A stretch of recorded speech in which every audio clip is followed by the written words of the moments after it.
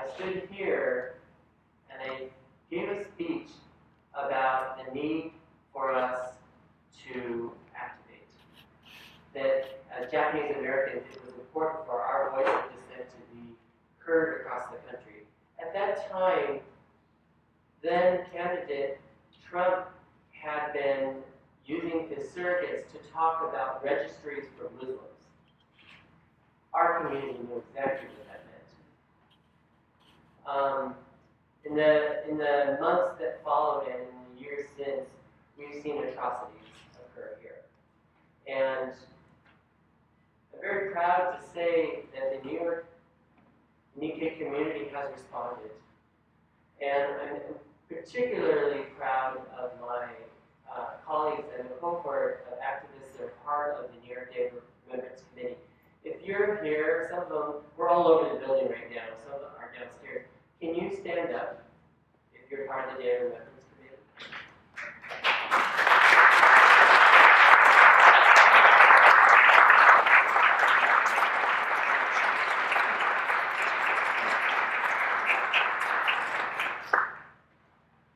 When I first joined the DOR in 1988, as a young guy, then I had a lot of hair. Julia Zuma welcomed me into her home, and Yuri Kochiyama and Michi Wakelin schooled me in what it meant to be a member of a resistance movement. And I still harken back to that moment, understanding the legacy now far more clearly than I did at that moment. In June and July, members of the DOR who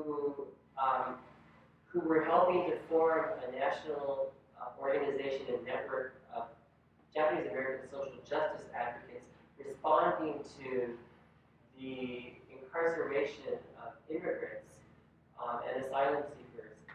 We went to Fort Sill and we stood down the guard there. And there was a moment of solidarity there that I will never forget for the rest of my life. It's actually caught on video. But we were surrounded by soldiers. They were armed. They were threatening us. And our elder survivors stood their ground and they insisted that they have their voice be heard. And this is an important moment for us because they destroyed our voice of dissent in World War II. They manipulated our community, they turned us against each other, and they fractured us.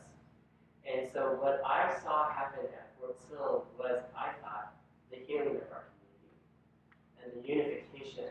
There was about 20 of us there, and when they threatened us there with their guns and told us we had to leave, we stood our ground and we said, we're not leaving.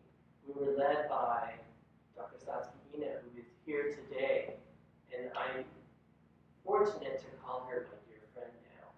And she has been an incredible inspiration to me.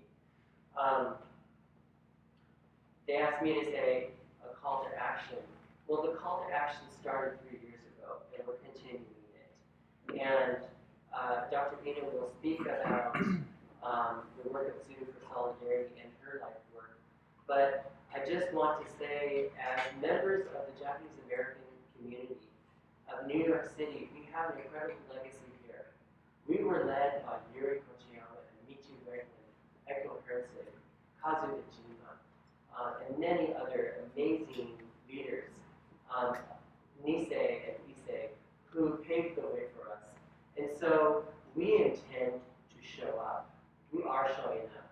In fact, we have just joined the Shut Down Burps Coalition, which is a coalition trying to shut down the third of 3 family detention sites in the country. 2 of them are in Texas. The Dilley site was where Student for Solidarity had its inception last spring.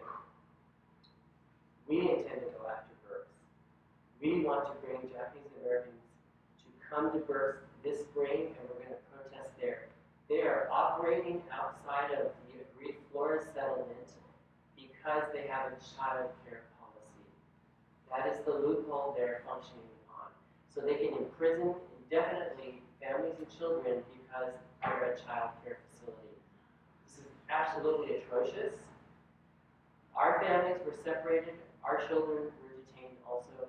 We're going to show up there. And so when we put the call out for that, we hope you will join us, as well as join us in going to D.C. for the Student for Solidarity pilgrimage to close the camps in alliance with all of our allies in the Muslim, in the immigrant, in the indigenous, in the Women for Black Lives communities. We're going to Washington this June to protest, to hold human circles, and to organize.